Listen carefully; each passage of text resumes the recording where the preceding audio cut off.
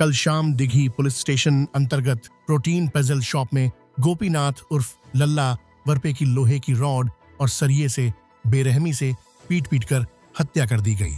दोनों आरोपियों यश पटोले और प्रांजल टावरे ने मिलकर गोपीनाथ वरपे की हत्या की है।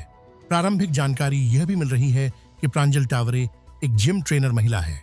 जब गोपीनाथ वरपे यश पटोले और प्रांजल टावरे की प्रोटीन पजल शॉप में आए और प्रांजल टावरे को गालियां देने और परेशान करने लगे तो यश पटोले और प्रांजल टावरे ने लोहे की रॉड और सरिये से पीट कर गोपीनाथ वरपे को गंभीर रूप से घायल कर दिया।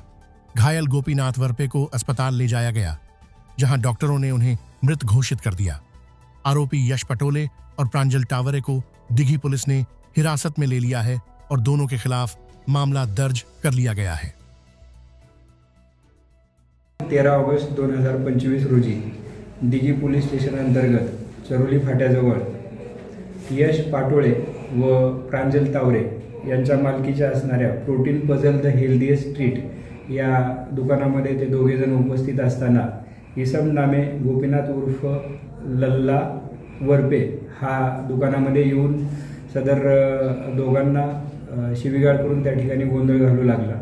सदर गोंधळाचे पर्यवसन भांडणामध्ये होऊन त्यामध्ये यश पाटोळे व प्रांजल तावरे यांनी गोपीनाथ उर्फ लल्ला वरपे यास लोखंडी पहार व लोखंडी रॉडने डोक्यावर आणि शरीरावर मारहाण करून गंभीर जखमी करून त्या ठिकाणावरून निघून ते पोलीस स्टेशनला आलेले आहेत। त्या अनुषंगाने जो जखमी गोपीनाथ उर्फ लल्ला वरपे यास हॉस्पिटलमध्ये दाखल केले असता तो त्या ठिकाणी मयत झालेला आहे।